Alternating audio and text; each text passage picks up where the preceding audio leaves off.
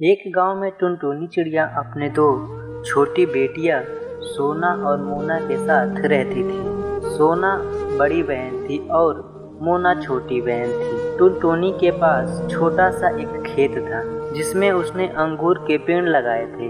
दुर्भाग्य उस अंगूर के पेड़ को खूब सेवा करने के बावजूद भी उसमें से कोई फल नहीं निकला। हाय राम, इसमें अब तक कोई फल नहीं लगा है। मुझे लगा था कि इसमें फल लगे, इन्हें बेचकर अपने बेटियों का गुजारा करूंगी, लेकिन अब तो ये भी नहीं हो रहा है। अब मैं क्या करूंगी समझ में नहीं आ रहा है। टुनटुनी को अपने बेटियों को बहुत चिंता होने लगती है। इस वजह से वो बीमार पड़ जाती है और उसे बिस्तर पर रहना पड़ता है। एक दिन टुनटुनी की तबीयत ज़्यादा खराब होने लगती है। एक दिन ऐसा आता है कि टुनटुनी अपने बेटियों को छोड़कर चल बसती है। माँ उठो ना, माँ उठो ना, माँ तुम उठ क्यों नहीं रही हो? माँ उठो ना।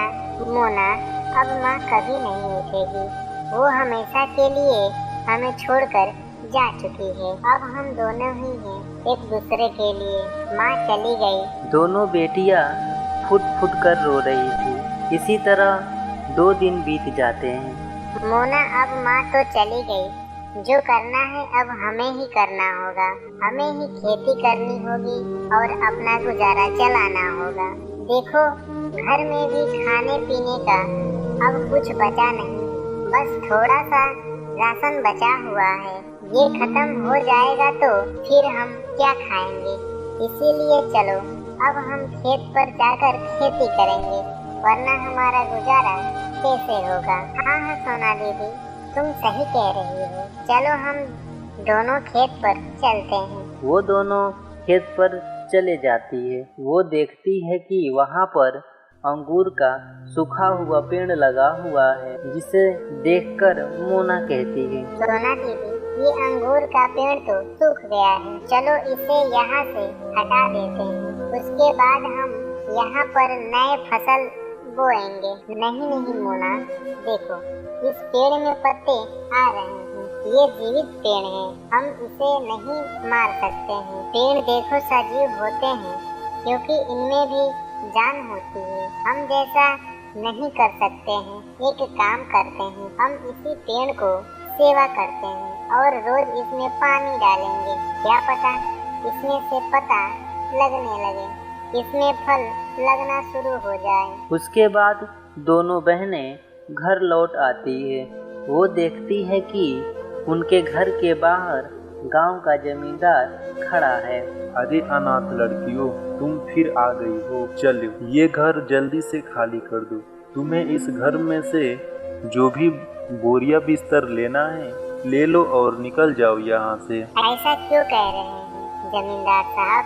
ये हमारा घर है, हम इसे खाली क्यों करें? अरे क्योंकि तुम्हारी माँ ने तुम्हें देखभाल करने के लिए इस घर को गिरवी रखा था। तुम दोनों पैसे तो चुका नहीं पाओगे, इसीलिए ये घर खाली कर दो। नहीं नहीं जमींदार साहब, आप हमें कुछ समय दे दीजिए, हम आपको सारे पैसे दे देंगे। हम अपना घर कैसे छोड़ सकते हैं? ठीक है, मैं तुम्हें 2 सप्ताह का वक्त देता हूँ। अगर 2 सप्ताह के अंदर तुमने मेरे पैसे नहीं दिए तो चुपचाप इस घर से बाहर निकल जाना। ये कहकर जमींदार वहाँ से चला जाता है। सोना और मोना रोज अंगूर के पेड़ में पानी डाला करते थे।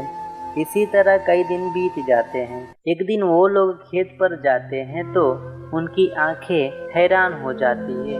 वो देखते हैं कि अंगूर के पेड़ में से बहुत सारे अंगूर लगे हुए थे। अरे दीदी, ये कैसे हुआ? कल तक तो इस पेड़ में कोई भी फल नहीं था, आज यहाँ पर इतने सारे अंगूर कैसे आ गए? हाँ मोना, मैं भी यही सोच रही हूँ। इस ऐसे तो सिर्फ जादुई से ही संभव हो सकता है। कहीं ये पेड़ जादुई तो नहीं है? सोना और मोना की बातें सुनकर पेड़ कहता है, हाँ सोना और मोना, मैं एक जादुई पेड़ हूँ और मुझे जादुई बनाने वाली भी तुम दोनों हो। तुम लोग मेरे पेड़ में रोज पानी डाला करती थी और कई कई बार तो रोया भी करती थी।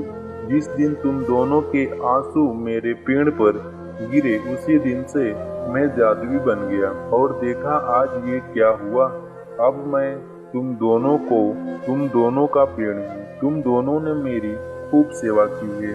अब ये सारे फल ले जाकर बाजार में बेचो। तुम्हें इसमें से बहुत सारे फायदे होंगे। देखना कोई इसे खरीदे बिना नहीं रह पाएगा। जादुई पेड़, तुम बोलते भी हो। मैं तो पहले कभी कोई ऐसा पेड़ नहीं देखा था जो बोलता भी हो। अरे सोना मोना, मैं एक जादुई पेड़ हूँ। मेरे पास बहुत सारी शक्तियाँ हैं। मैं बोल भी सकता हूँ और सुन भी सकता हूँ और मैं देख भी सकता हूँ। चलो अब तुम फल ले जाकर बाजार में बेचो। दोनों बहनें फल इकट्ठा कर लेती है। उसके बाद वो बाजार में जाकर फल बेचने लगती है। अरे बच्चियों, ये अंगूर कैसे दिए? ज्यादा नहीं चाचा जी, बस 40 रुपए किलो है, आप ले जाइए। अरे वाह, इतने अच्छे अच्छे अंगूर हैं और सिर्फ 40 रुपये किलो। ठीक है, मुझे 1 किलो दे दो। ये लो, ये 50 रुपये रख लो। इतने अंगूर के दाम 40 रुपये बहुत कम लग रहे हैं।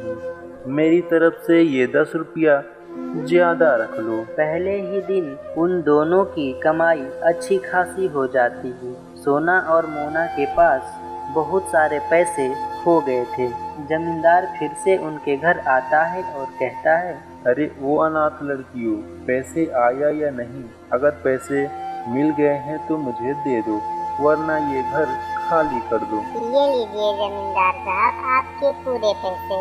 अब आप यहाँ से जाइए और फिर हमारे दरवाजे पर कभी मत आइएगा। हमने आपके सारे पैसे चुका दिए हैं। जमींदार वहाँ से चला जाता है। वो एक जगह छिपकर सोचता है कि इन दोनों के पास इतने सारे पैसे कहाँ से आ गए? ये दोनों तो अनाथ हैं, इनके पास कमाने का कोई जरिया नहीं है। फिर इतने पैसे इनके पास आए कहाँ से? मुझे इन दोनों का पीछा करना चाहिए। ये सोचकर जमींदार उन दोनों का पीछा करता है और उनके खेत पर पहुँच जाता है, जहाँ पर वो जादुई अंगूर का पेड़ लगा हुआ था। अच्छा, तो तुम दोनों इस अंगूर के पेड़ से पैसे कमाते हो। ये अंगूर का पेड़ जादुई है, तभी तो मैं सोचूं कि अचानक तुम दोनों के पास इतने सारे पैसे कहाँ से आ गए। अब तो ये अंगूर मेरा हो गया और अंगूर का पेड़ भी मेरा हो गया। चलो जाओ यहाँ से। जमींदार साहब, ये आप क्या कह रहे हैं? ये हमारा खेत है और हमारा पेड़ है, ये आपका कैसे हो सकता है? ये मेरा ही पेड़ है। मैं सबको कह दूंगा कि ये मेरा पेड़ है। कौन तुम्हारी बातों पर विश्वास करेगा? तुम दोनों तो अनाथ हो, ऊपर से छोटी भी हो। तुम्हारी बातों पर कोई भरोसा ही नहीं करेगा। इस पर वो पेड़ कहता है, क्या कहा तुमने? तुमने इन दोनों को अनाथ कहा। ये दोनों अनाथ नहीं हैं। इसके साथ मैं हूँ। मैं ही इनकी माँ और पिता हूँ। तुम इसके साथ कोई बेईमानी नहीं कर सकते हो। तुम भागो यहाँ से, वरना तुम्हें नहीं छोड़ूंगा।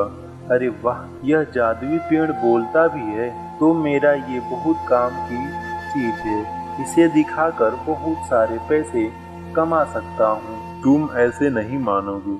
रुको, मैं तुम्हें अभी बताता हूँ। मैं अभी सबक सिखाता हूँ। ये कहकर जादुई पेड़ एक जादुई डंडा ले आता है। उससे वो जमींदार की खूब पिटाई करता है।